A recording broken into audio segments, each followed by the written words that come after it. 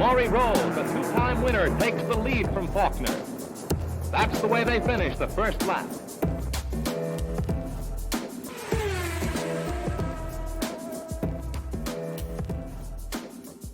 Puts his hand out of the cockpit and says, Welcome to another episode of Pit Lane Parlay. It is Indianapolis 500 Speed Week. That means qualifying is coming up this weekend. Saturday is the first day of qualifying. Sunday is last chance qualifying and Fast 9 qualifying. We've got a week full of practice. Well, as we are recording, practice 1 has just ended. And obviously there is a full week of practice still ahead with Fast Friday coming up when you listen to this probably tomorrow. So we're just going to make some guesses and kind of talk through what we've seen based on one day. But before we get there, we do have to recap. Boy, should I leave that in or should I edit that out? I think we have to leave that in. Okay, we're going to leave that in. Recap. I'm still very tired from driving back from my IMSA weekend at Mid-Ohio. So 1,000 miles of driving in 3 days is pretty rough. The Grand Prix, the GMR Grand Prix. Oh my God, this is rough. Recap: Rinus Veekay with his first win of the year. Romain Grosjean with his first career pole in INDYCAR and first career podium, finishing second. Palou third, Newgarden fourth, Rahal fifth. Obviously, Veekay's first career win, which is pretty amazing considering we thought Ed Carpenter would be the worst team on the grid this year. And I think a win puts them out of that conversation, no? Yeah, I mean, they really slapped Foyt back into irrelevance. And Conor Daly qualified well. I can't remember where he finished right now. So, yeah. And that wasn't his fault. But no. Yeah, they're really doing a good job of slapping Foyt and Carlin back to irrelevance and saying, we're not in this cellar with you guys anymore, because this is honestly one of the only times since Newgarden's left that they've looked really good. And, Carpenter's had a couple individual runs of success at the 500, but as a team, they've never really looked all together. And even a couple times this year, Veekay has been good and Daly hasn't. But they both qualified really close to each other. And Daly, we'll talk about his incident in a second. But yeah, good for Rinus. Kind of chuckled when he said finally over the radio, like, finally we won. It's like, dude, it's your second year and you're 20. Like, there's plenty of time, but still happy for him. He's really, really talented, and hopefully this is a start of a long career with IndyCar.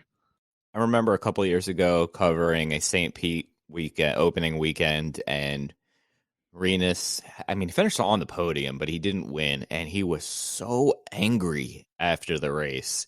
So when I heard finally, it kind of brought me back to that moment of this dude, despite being 20, 21 years old, is super intense, and looks like this could be the start of a solid year for him, especially after his preseason crash. He's had a relatively solid year so far. So obviously the big headline this weekend was also Romain Grosjean getting pole, which was correctly predicted hours before qualifying by PLP GP Xbox member Ray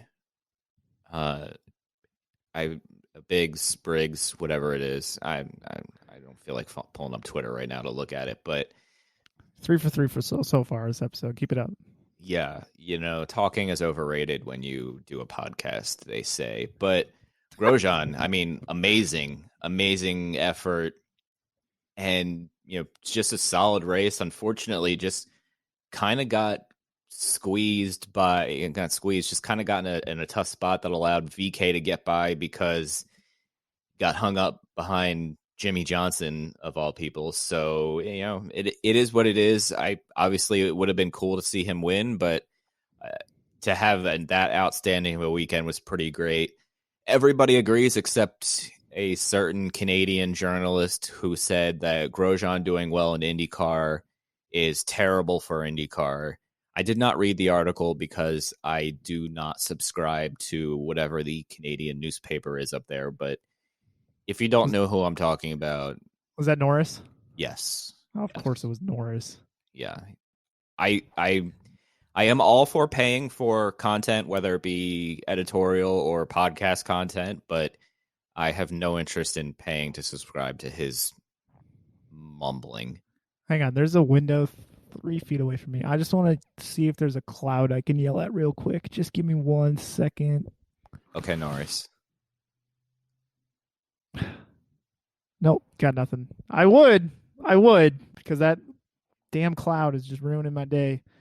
And I kind of did what I used to do back in the day on Twitter, which is like click on a viral tweet, go through some of the replies, and share my feedback with someone who maybe is slagging off IndyCar. And so there was a couple people who was like, "Oh, how hard can IndyCar be if the guy goes in and is, good immediately and gets pulled? They must all suck." It's like, well, no, they don't. They don't suck. Just gonna tell you that right now. Maybe Roman's just really good.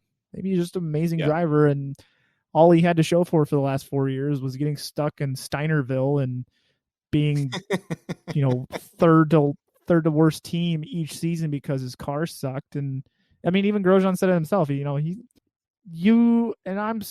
think I've had a tough off season with IndyCar, but I'm starting to get back to the this is amazing, I love IndyCar kind of sense that I've had all these years, because it's just a different animal over here. And you can see in the way Grosjean talks, you can see in the way he's acting. I mean, he's just so happy over here. And he doesn't seem like, miserable anymore from just showing up in the weekend, getting the car home in one piece and going home. He's happy that he gets to push every lap. He's happy that there's no sort of, you need to conserve the tires, you need to conserve the fuel, you need to conserve the battery. There's none of that over here to an extent. Depending on what strategy you do in a race, you might need to conserve some fuel, but you know what I mean. But he just seems so much happier over here, and I hope it is a good sign or a good message to F1. I mean, he's not the first guy to come over here and express how happy IndyCar is making him. He's not going to be the last either. We're going to see more Formula One drivers come over here eventually, but I think it is a great sign for the sport, and I hope that IndyCar can get to 1/5 of the level of Formula One someday, as far as just attention and revenue and things like that, because I do genuinely think that it can rival Formula One on a global scale if the right tools and the right resources are implemented, because the racing here and the way the drivers handle this series here is just second to none, really. Yeah, I couldn't have said it better myself. I mean, I'm still a little sad to be excluded from covering the 500 stuff in person, but it's COVID, so I have to make the best of it this year, and I have to keep reminding myself of that. And thank you to a handful of fans who are there, who have been sending me stuff that's been going on. Cody Bray and Shannon McBride, shout out to both of you guys for some info today and pictures and whatnot. So we will power through this and give you the coverage no matter where I happen to be located. So the only kind of major incident was early on. Simon Pagenaud and Conor Daly had some contact. So Matt, what was your take on the incident? I've watched this several times. My opinion has slightly changed since Saturday. I think it was more of a byproduct of turn one, lap one. I think especially IMS has, I feel like, an incident every year there. If you look at the replay, Pagenaud gets a great jump, and for some reason, Ed Jones just makes a beeline for the inside, giving Pagenaud this giant hole to take. And so I think it's Herta, Daly, Pagenaud, and Jones that go into the first turn 4 wide. And so technically, according to the book of racing, Pagenaud's at fault because he was the last man in. However, I still feel like Ed Jones is kind of putting himself in no man's land on the inside of turn 1. And, if he decides to brake at the same distance as Pagenaud, there's 2 cars going into one space and it's not going to work. So therefore, the guys on the outside are probably going to get hosed. And that's exactly what happened with Conor. I'm not quite sure how his car died. It was a simple incident that he could have just rejoined the track and kept going P-last, but he still could have kept going. So the fact that his car died, that was kind of perplexing and obviously very unfortunate, because then his whole race is ruined based on one tap. So that kind of sucked, but got some good airtime for that amazing livery. Yeah, and I don't know if the tap caused some damage that we didn't notice, or if it was just coincidental and something else happened later in the race. But yes, it was definitely unfortunate. I kind of feel for him, but I think mainly I would say it's definitely racing incident. I don't think there was any penalties called, so I'm fine with it. Ed Jones kind of being where he was did not help. I don't know if it was necessarily his fault, but it definitely didn't make the situation any better. That is for sure. Speaking of no luck, Jack Harvey, man, the dude can't catch a break, and I don't know. I don't even listen. The team didn't secure a lug nut on. His tire falls off. Okay, not so great. Then he comes back around and the tire is cut, so he's limping around even more. What does Jack Harvey have to? What superstition does Jack Harvey have to do just to get a little bit of luck? Because this is in his second full-time season now, at the fourth or fifth time I can think of that he's clearly lost a chance at a podium because dumb luck. And you don't blame the team for the lug nut being, not completely secured. They do it in pretty much robotic motion at this point, and unfortunately the gun didn't work completely, and it is what it is. But man, that guy has no luck. Tough for people like me who had him in fantasy IndyCar and a lot of other people, because it's definitely one of his best tracks. So I don't know. I would be curious to know if the failure to get the lug nut on had anything to do with the tire deflating. I don't know if setting it down off the jacks did that, or if it's just something that picked up from exiting pit lane just on a fluke. But yeah, I mean, you look at where he was running, he was competing with Veekay and Palou.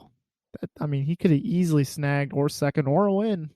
Could have easily been a win. So, and without his failure there and his failure at Texas too, I mean, you're talking about a guy who could be fourth or fifth in the championship right now. So that's where, I love doing the driver ratings thing, just because hopefully fans don't look at him in P14 in the championship and be like, well, this guy sucks. What is he doing? He's 14th in the championship. Because, you get same people are like, oh my God, Grosjean's getting pole in IndyCar and his fifth for third start. Series must be trashed. It's like, well, no, because he did decent at Barber and didn't have the best St. Pete, so it's not like he's been destroying everybody over here. But yeah, I mean, those are the same people are gonna be like, oh, Harvey sucks. It's terrible. Fire him. Because it's just not the case. So feel for him. Hopefully they have a good month of May. I think he's 20. Well, they had an engine change this morning.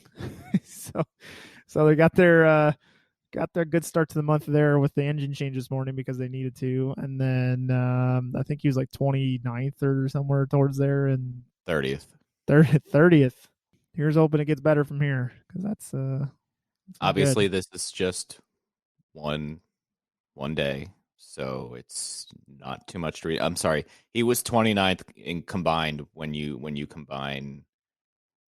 Oh, he's 29th in second practice. He was 30th when you combine both practices. I'm getting my timesheets confused. Thank you to IndyCar for sending these over so we can do everything we need to do from our home offices. But the mystery of the GMR Grand Prix weekend, which didn't come out until, hours before practice Friday morning, was that Max Chilton and Carlin would not be entering the race. And I don't remember the exact tweet at this point, but it was very cryptic and, travel issues and something like that. And does this, what did you think of this, or what do you think of this? There's got to be more to the story. And I think you've talked to me about this off the record, so it's not much we can share about that. But my initial reaction before we had talked about it was pretty fishy. My first tweet was, how could they not find a substitute in time? This is Indianapolis. There's drivers with helmets in hands everywhere. I mean, even Oriol Servia would get behind the wheel if you asked him to. So the fact that they didn't get a sub, to me, immediately reeked of fishiness. And then it was pointed out to me by someone on Twitter, like, oh, they had just had an expensive crash in Texas, Conor Daly flipping the car. And I don't know if that was or was not their Indy 500 car, but they maybe had to like remassage that, and they didn't want to maybe use the road course car and then have to flip it for the Indy 500 car within a couple days before Tuesday. And I could kind of see that. But then we show up today, and Gallagher is now missing from all sponsor logos on the car that Chilton ran today. So Chilton's back now. I ran today in test, but he doesn't have Gallagher on the car anymore. So Gallagher is the hedge fund, financial securities, whatever. I couldn't tell you what they do, but they're Insurance, maybe. Insurance, something fancy that someone with a better wealth of knowledge could explain. But basically, Daddy Chilton was the CEO or something very important at Gallagher, stepped down a year or two ago, but Gallagher still remained within the Carlin operation. And now I don't know if they're just gone forever or if it's just they just decided to pull out before the biggest race of the year. I don't know. Between all that and what Mike and I talked about today, I think there's way more to the story here, and I hope they make the field, because I don't want to see Carlin go away, and I feel like there's kind of a dark cloud over them at the moment. Yeah, there's a lot of fishiness going on there, and unfortunately, not allowed to say more than that. But it is very interesting when you put 2 and 2 together that he misses the race because of travel, and then all of a sudden Gallagher is off the car and Chilton is back in the car. If there was a travel issue, why didn't the team just run a Servia? Or maybe was that Gallagher angry at Carlin because of something? There's a lot going on here that I'm sure will be unearthed in time, and when I'm allowed to talk about it, I will. But it's very, very interesting, and I'm just going to leave it at that. And I think with that, we will dive into Speed Week, a.k.a. practice and Indy 500. Matt, your driver of the day. I am going to say Romain Grosjean. I thought first of all, I hope he didn't rewatch the broadcast, because they said his name about 15 different times that whole race. It's kind of embarrassing. But Romain Grosjean, the French way of saying it, he didn't put a wheel wrong all day. Had some tough time of lap traffic. I don't know if you had any opinions about that. I think all's fair is kind of my opinion, especially on road courses. Ovals, I'm a little more, get the guy out of the way. But road courses, I kind of like an all is fair kind of guy. But, he was lights out on the reds. Did a fantastic job. I think the one stint on the blacks is the reason that he lost that race. He just didn't seem as comfortable on them. But third race, pole, podium with the small team, Dale Coyne. I mean, it's hard not to be happy for the guy. And he just genuinely seems like he's loving life. So it's really, really good success story. And I hope it continues, because it's been a lot of fun to watch so far. I agree. I will go with winner Rinus Veekay. Made a really nice pass there. Just had an all-around really good weekend. Good to see him have a good result. Your disappointment of the day or weekend? So it's going to be Juan Pablo Montoya, who I think I was reading that it was his first time completing a lap at the track with McLaren, even though he started 05 was Tiregate, and 06 he crashed in the first turn, which was actually his last career Formula One race. But so he drove for McLaren this weekend. But man, I was not expecting him. I wasn't expecting him to be lights out top 10, but I definitely wasn't expecting him to be racing with like Kellett and Kimball and Foyt back there. I was pretty disappointed in that. So I think the weekend served more of a purpose of getting everybody acclimated on the same page, but at the same time, I was still expecting a little bit better from him in that entry. I definitely agree. I am going to go with James Hinchcliffe.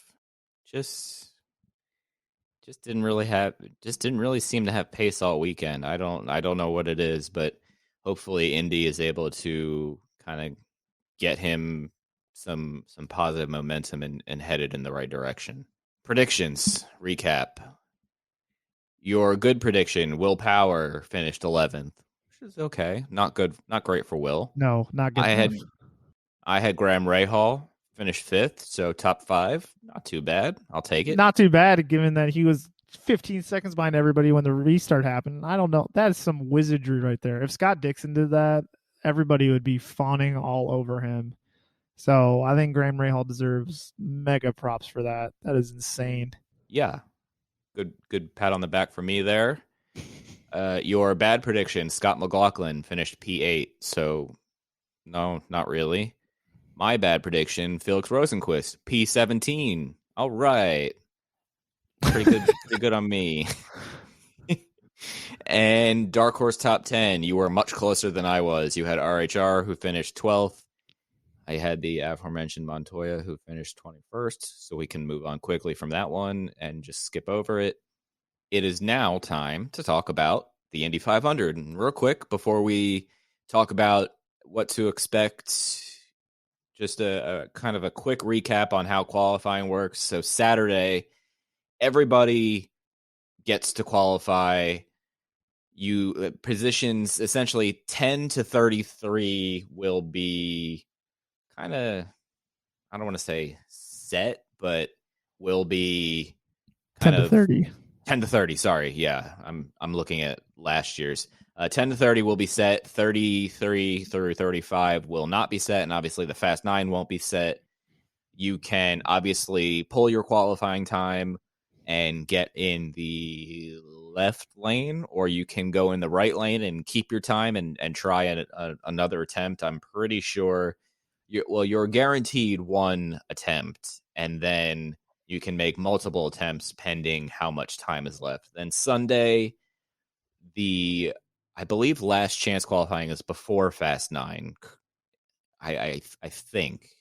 I think so. Yeah, it's something stupid like that. It should be the other way around, but that's neither here nor there, I guess. Yeah, I agree. So the cars 33 through 35 will. Do you know if they have more than? I can't find it right now. If they down to just one attempt like 2 years ago, or is it open ended? They changed it, I thought. Yeah. So 31 through 35 will have their own little shootout. I think everybody's guaranteed one, and then isn't it just like for the remaining 45 minutes or something, they can just they can attempt to requalify? Because then that, if you go first and you just have one bad turn, you're out of the show, and it's like, well, dang it. So, yeah, and I'm sorry, I kept saying 33 to 35. I meant 31 to 35. I am wholeheartedly struggling with talking today, so just ignore me on that one. I am looking at qualifying procedures on. Yeah, it does not say, and I am positive they changed it. You are 100% right there. Qualifying rules. Let's see. Nope, this is qualifying rules from 2019. So we are going to assume that they get more than one attempt, because I'm pretty sure that rule was changed after 2019. But nonetheless, that's how it works. We have 35 confirmed, which means 2 guys won't make the show. Obviously, when we're recording this, which is Tuesday evening, we are only done one practice, and it is very hard to get a read on who is safe, who is not safe. I shouldn't say very hard, but it is hard to make assumptions after one day of practice, Matt. And I know you and friend of the show, David Lighting, were going back and forth about that very subject earlier today. Are you setting me up to tee off on Lighting for 2 episodes in a row? Yes. Well, I am a firm proponent that you cannot take too much away from practice, especially for the Indy 500, because these times we see today might be indicative of how good someone's race pace may or may not be. But this whole like toe, no toe nonsense, it's just, we're not going to really know how someone's doing until about lap 30 a week from Sunday. I think in between now and then, looking at practice times to try to extrapolate who's going to do good in the race, I think is a waste of time.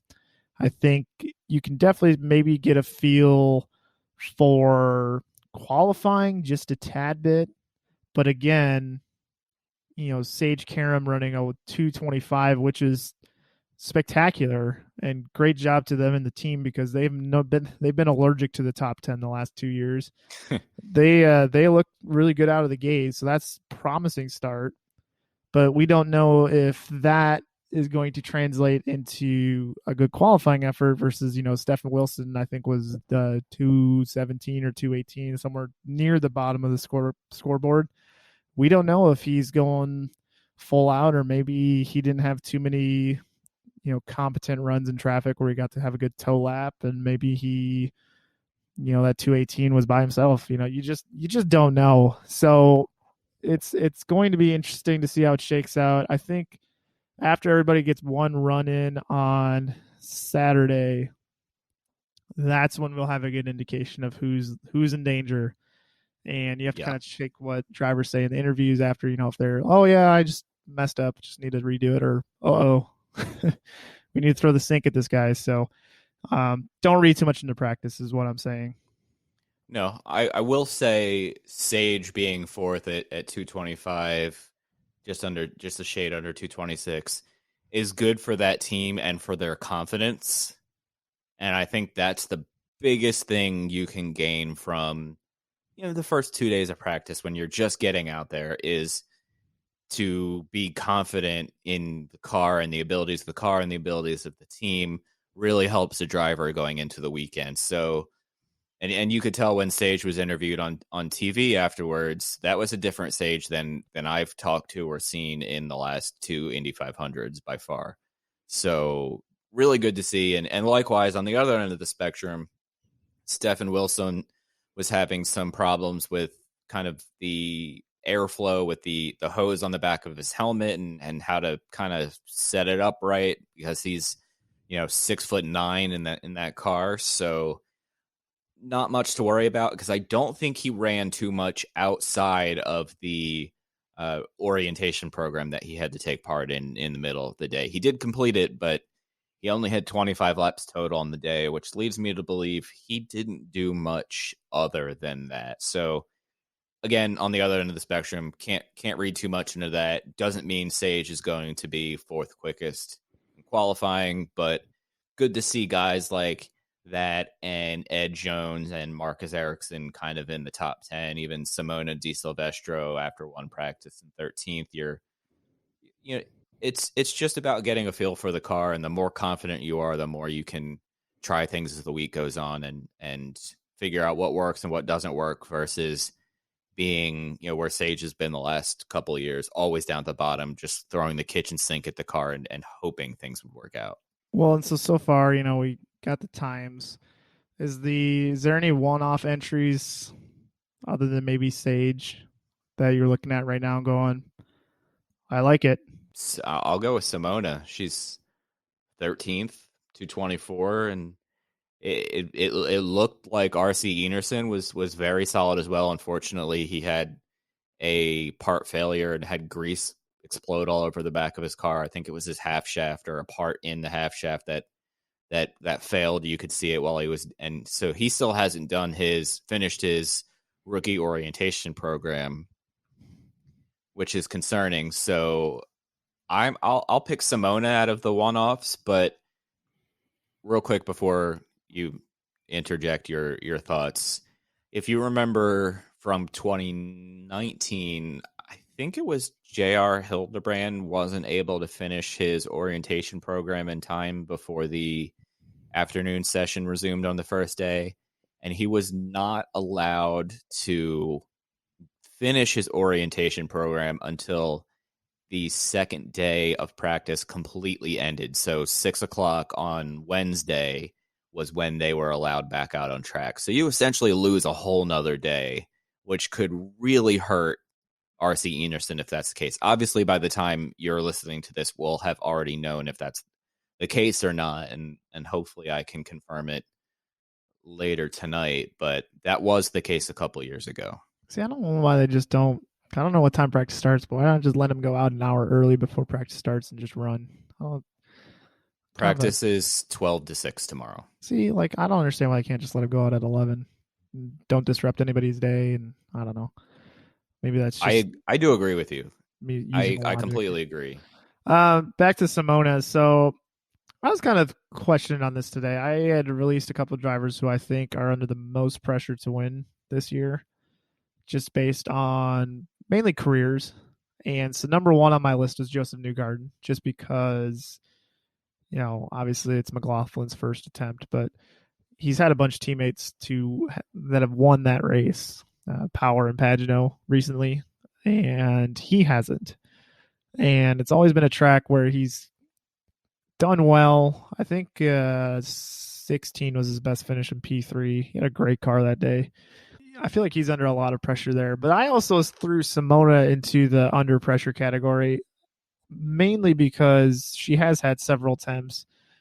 Some would argue that this is her first legitimate attempt with good equipment, because while she was with KV in 13 when Kanan won, there's a lot of information that's come about that 2013 season that maybe she wasn't getting equal treatment, or a lot of the resources were in Kanan's car, et cetera, et cetera. 2015 she was with Andretti, but that was the year that Chevy was with Ganassi and Penske, and they just straight up dominated everybody that year. It wasn't even close. Now you look at her car, it's basically a Team Penske car with different decals on it. And so she's got a lot of data to pull from. I mean, she was faster than Newgarden today. So I threw her into that category of maybe there's a lot of pressure on her now, because I don't know what this Beretta Autosport partnership is going to look like going forward. I don't know if this is going to be a one-off. I don't know if this is going to happen every year. Obviously, they're getting a lot of great press behind what they're doing, because it's a great initiative that they're, striving for with their effort. And Simona is a very capable driver. So I threw her into this, has a lot of pressure on her, just because this is a really good opportunity for her. Would you agree that there is pressure on her, or would you fall into the crowd where, since she hasn't raced an IndyCar race since 2015, I mean, this is kind of just a get the car home in one piece type of deal? I think there is definitely pressure on her. There's going to be a lot of eyes on the, female-led team, and while it might not be the pressure of a Will Power or Alex Rossi or et cetera, you want to perform, you want to do well. If she finishes 32nd or doesn't make the field, does Beretta Autosport go, well, there's some young up and coming female racing talent that maybe we want to work with going forward. So I'm not saying there's pressure on her to win, but I think there is pressure on her to do well and impress, and definitely not only make the field, but not be in that bottom five come Sunday morning this week. Yeah, I agree. And yeah, this would be a statement for her. Don't want to get too ahead of myself, but I don't know what her plans are for next year, but this could easily catapult her into the discussion of coming back part-time, full-time with somebody. Trying to look at the rest of the grid here to see if there's any other things I can pull out. I mean, so here's one. Hunter A P2, and then you have to go all the way down to 16th for his next teammate at Andretti Autosport. Just making sure I didn't miss Elio. No, I didn't. So Hinch 16th, Marco 19th, Colton 20th, Elio 21st, Rossi 22nd, and Wilson 34th out of 34, and Harvey 29th. Are we sticking with this too early to panic if you're Andretti Autosport? Yes. Okay. Definitely too early to panic. We also don't know what practice programs they were all running today. Who knows what their strategies were. Usually you see the Andretti 8 cars kind of form a train and draft off each other, and it didn't really seem to happen as the afternoon session unfolded today. So I'm more concerned about race pace and qualifying pace versus day one practice pace, and who got a tow and whatnot. So I'm not necessarily all that concerned about it. It was slightly comical to hear Marco complain on the radio that, like usual, you can't pass out there, and there were other drivers on the radio who seemed much more comfortable in the car making moves this year versus previous years. But again, it's just one day. one day when we're recording this, so Yeah. I'm trying not to read into anything. It's kind of comical because I saw several drivers cut off Dalton Kellett today.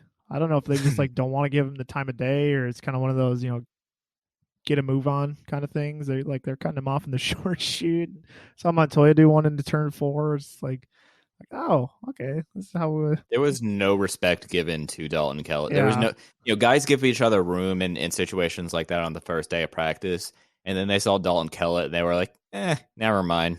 Yeah, I mean, Mike and I make inferences about Dalton Kellett and just like this guy's slow, et cetera, et cetera. You don't think the guys who race with him also don't see that? So I definitely think there might be something to read into there.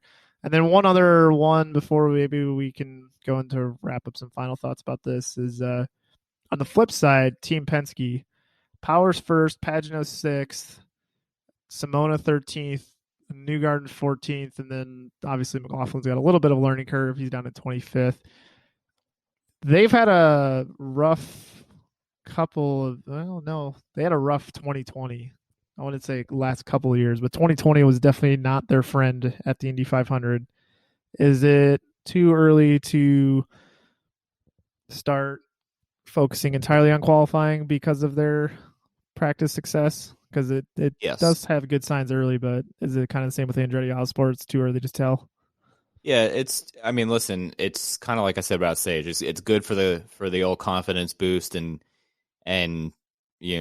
get a very good baseline going forward, and McLaughlin will be able to lean on his teammates and Rick Mears and all of the experience behind Penske to keep improving. So it's still too early. I think it's, you might see some practice runs start Thursday, but I think, tomorrow, Wednesday, will be a lot of race runs. And I'd be very curious tomorrow to see who pulls out some, maybe longer stints and see what their 10, 15, 20 lap pace is, because that gave us a good indication last year of who would be in contention at the end of the race. So, because that was something I started really focusing on I think last year or the year before. Anyway, yeah, still definitely too early, but good for them, because last year, even through most of the practices, I roughly remember that they weren't high like this in any of the practices. Yeah, I would agree. So with this limited knowledge that we have, let's go into some predictions here. Oh boy. Okay. So just a reminder, everybody. So Wednesday through Friday practice, and then Saturday is, in my opinion, the more fun of the days. I mean, Sunday is more intense, but I think Friday as a whole is just really fun because you get to see everybody run, and it's a really good time for qualifying and whatnot. And the weather looks above average for Saturday, I believe. So this format, you mean Saturday and Sunday?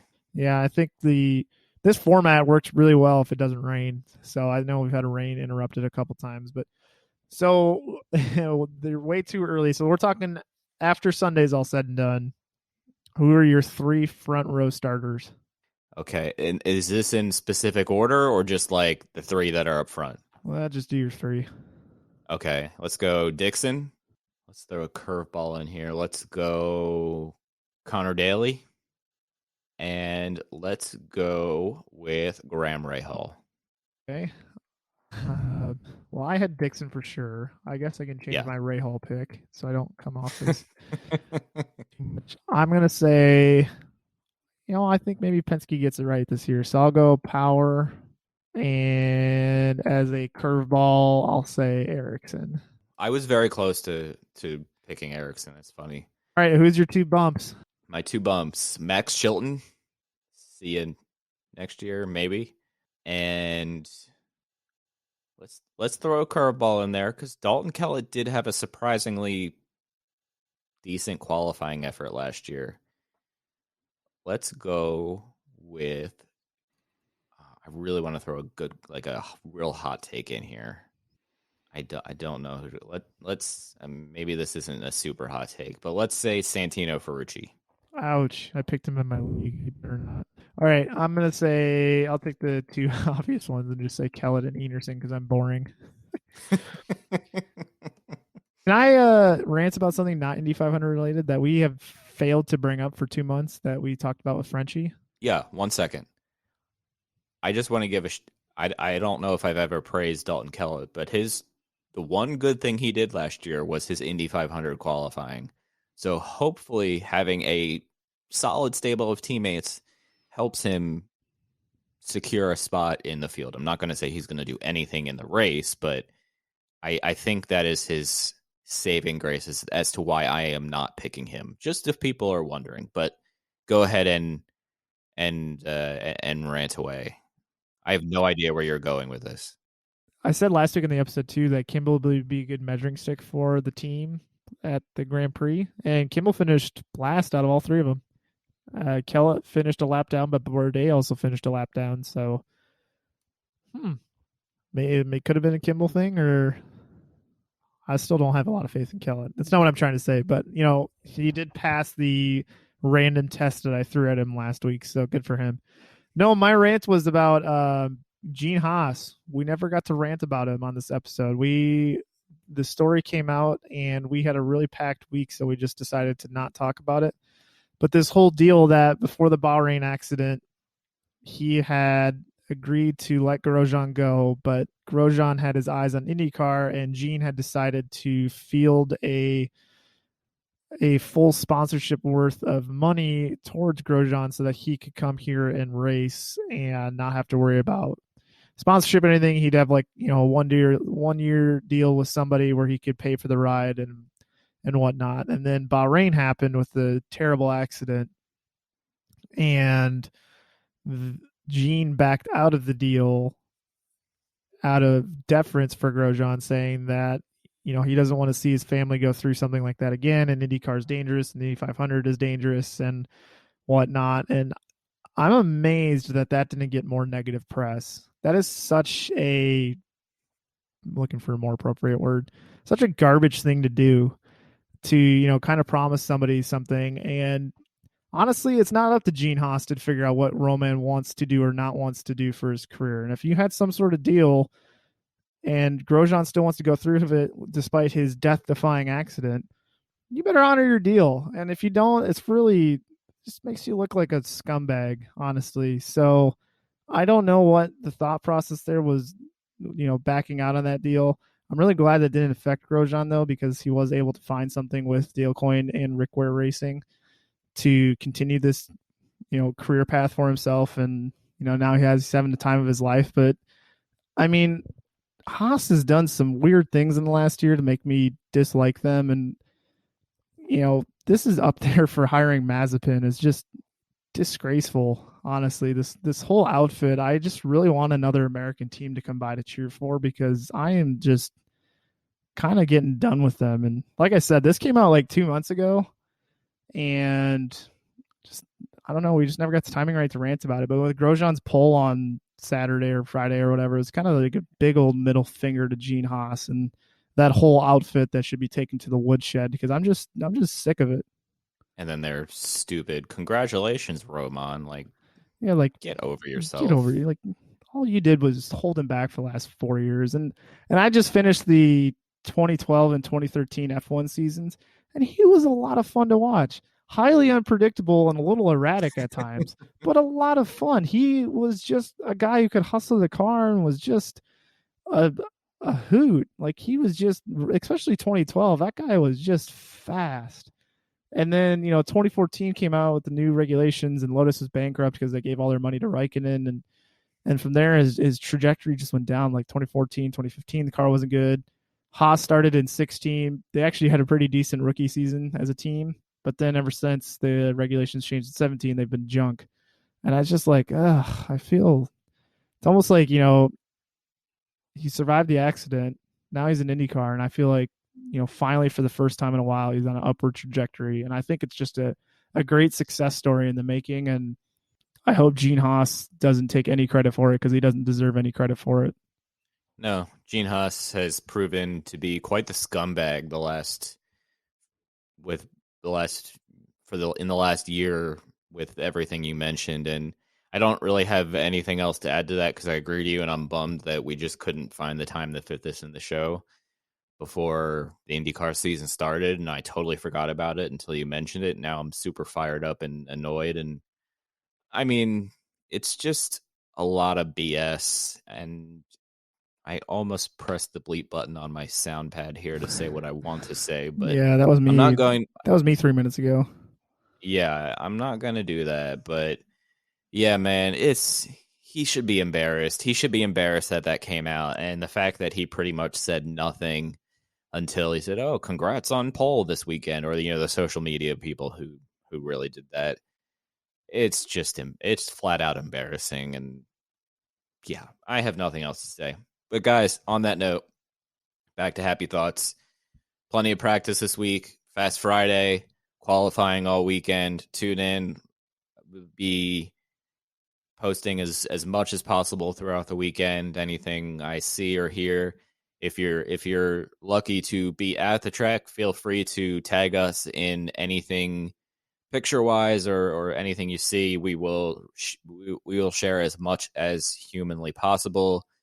Enjoy everything. We'll be back next week to talk about qualifying and make race predictions where I can once again likely be right because I had some good predictions this week. And I just wanted to get your reaction, see what you would say when I said that. I'll let you have it. Yeah, I'll take this win while I can. But guys, enjoy a wonderful weekend of racing, and we'll be back next week. Today's podcast was presented by Podgo. Podgo is the easiest way for you to monetize your podcast, providing podcasters with a flat rate for ad space, so you always know how much you get when you include an ad from Podgo. If you're a podcaster, you can apply too immediately and get connected with advertisers that fit your audience. Go to podgo.co at podgo.co and let them know that we sent you there.